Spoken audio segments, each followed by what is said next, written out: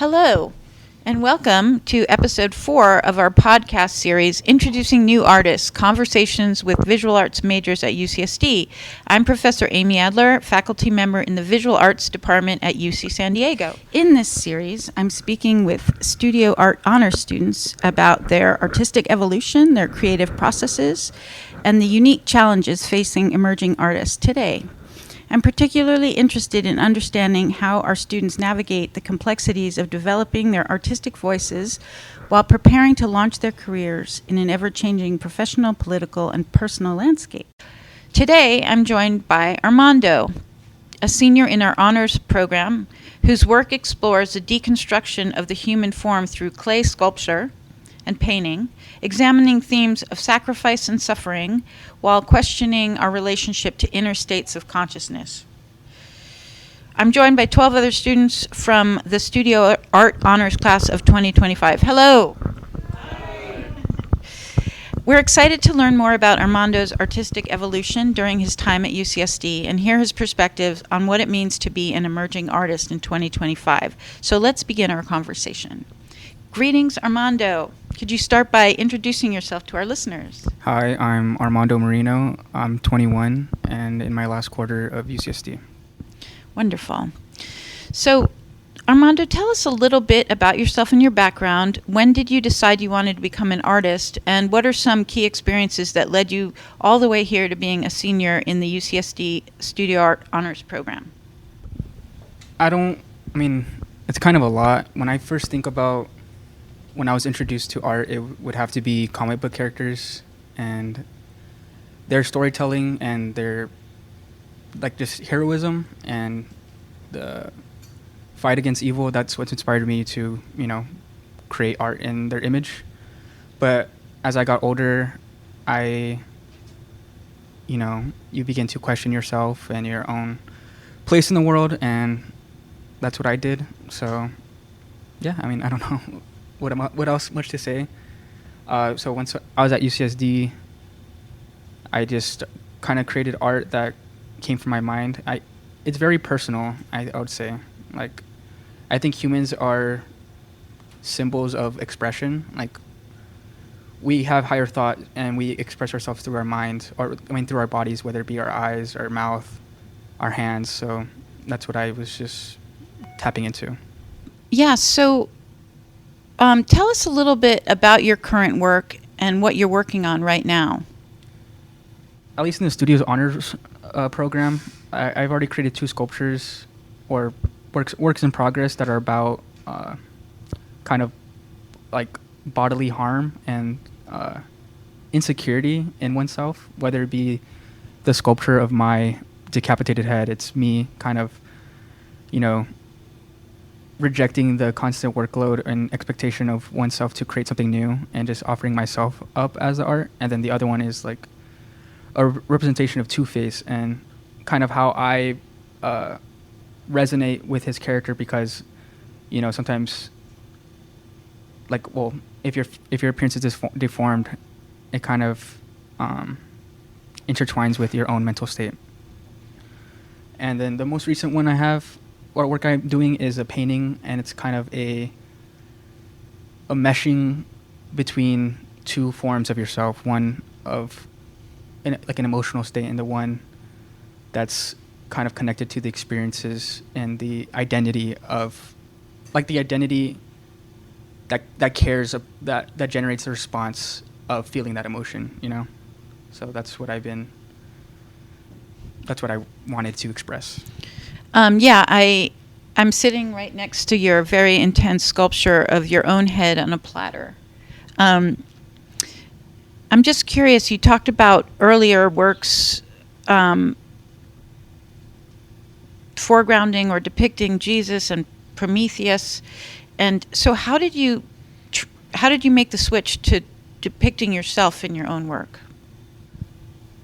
I wanted to start depicting myself in my own work because I felt like I was always relying on other people, even other artists, to generate an idea for myself, kind of being like I'm taking inspiration, but in actuality I was just kind of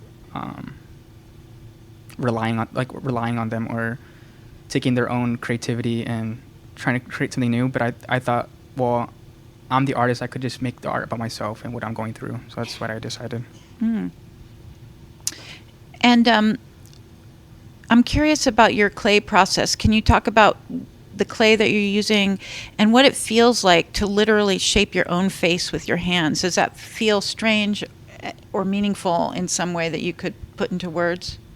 Yeah, I talked about it in my artist statement, but I like clay because through UCSD, I began to get away from the idea of perfectionism. Like I knew, like in realism, I knew I was never gonna, or there was no point in doing that because I'm making art. I'm not making real life, and when it came to my own face, I have my own insecurities about my appearance and stuff. Like I feel like most people do, but in the process of, or in my faith, I know I shouldn't like demean God's creation. You know, I'm made in the image of God, and it's like, it's honestly just human preference of what they think looks good, you know? So in the process of making my own face, I began to realize there's a beauty in just in a human, you know? There's a beauty in just a unique person, an individual. So, and even the process of sculpting my nose, my eyes, my brow, it just felt like I was shaped myself. I was shaped like by hands, you know? So that literally almost made me cry. And I mean it. So you talk about finding beauty in damage and roughness rather than trying to make things perfect and pretty. I know you just sort of talked about this, but can you elaborate on that and where you think that perspective came from in your life? I think it came from the idea of death, and maybe I was scared of it. But I realized it's the process of beginning things and ending things is what kind of creates that story of like, or that dichotomy of like appreciating what you had once now it's gone. And then I thought about just like just the nature of the world, like the fact that things exist is beautiful. So when I think of like, you think of a monstrous creature like a tiger or like a dinosaur, you could think they're monstrous, but in actuality they're created perfectly. They're creatures that exist to just do their function, you know? They have no doubts in their head. And then I think about if I was to lose my mom, would she be ugly, decaying? No, she wouldn't. She would be as beautiful as she was alive. So that's what I think about. That's how I rationalize things. Really interesting. I noticed that you're into some, really cool specific references. Like you mentioned the book Brave New World, you mentioned comics like Watchmen, and you mentioned like the music of Leonard Cohen. So how did these influences show up in your work? Well, especially for like comics and Watchmen, I think of the character Dr. Manhattan, and he interests me because it's like if humanity became God basically, or if like a human had all the insights or knowing everything and being able to exist everywhere, it's like they wouldn't be human no more. They wouldn't be happy, and that's how I kind of find myself as an artist, or even existing today, where we have access to so much. I feel like what else is there to speak on, and that's how I feel. Like I just feel like I could just resign myself, honestly. And then, I mean, yeah, like other reference. What was like the first reference? Brave New World. Yeah, Brave New World. Like even that, it's like I find beauty in the suffering. Like I just think it's once we kind of like cleanse everything, or like what's the word, like sanitize. Yeah, sanitize everything. Once everything's sanitized and kind of like on rails, like there's no freedom in that. There's no living. So. Wow. Okay, you're quite the philosopher, I think. Does anyone have a question for Armando? Okay, David has a question. So because you're into all of the body horror and practical effects stuff, I was just wondering if you had any favorite movies or movies that you find inspirational, or just directors, anything like that. One of them would be, or I mentioned before, his name is Tom Savini, and he's like a practical effects worker, and he worked on like the original of the Dead series, like the zombie movies, like the ones from the 80s and 70s. And I just find it like, because what those works speak about is like fighting against a force that is human, but without their like rationality, their love, So it's kind of how when you face that, you kind of lose. Like in situations of survival, you kind of lose that, and how it's important not to maintain a future. But besides that, like in recent times, like Ari Aster, director of Midsummer, Hereditary, I just find like a lot of those stories have to do with trauma and like familial relationships and how that could be taken advantage of. So I think they're like cautionary tales. I think they're important. So do you think of your work almost in a cinematic space? Yeah, I do. I think I'm very inspired by film, but also just like narrative, like, because comics, and because there's like a paneling to things. There's just one image could inspire many things to think about. That's what I think. Amazing. So as we know, art careers can be challenging, especially in the rapidly changing world that we live in with AI and economic shifts and evolving social media landscapes. So what motivates you to create art, in this era of uncertainties, and how do you see your work, or do you see your work responding to this moment we're in?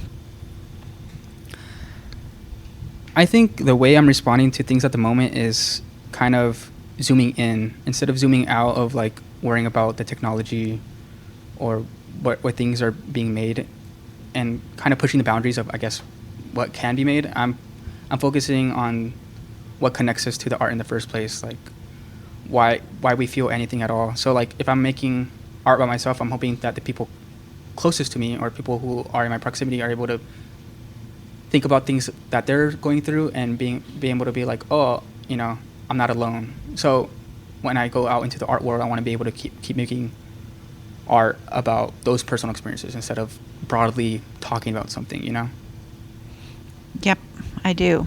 I really do. What advice would you give to freshmen or sophomore just starting out in this department? And do you have any tips for navigating classes, professors, or resources you wish someone had told you earlier? Like David mentioned before, just keep working. But for me, I would say keep your work. A big regret of mine is like I would throw away work, or I would not be able to keep it, and I do miss it because it was like that labor I put in. So I would say, hold on to those memories, and live your life. Like make sure you're doing things, and being out with people, because that's what will inspire you to make stuff. Amazing. Okay, great. And this is the last question.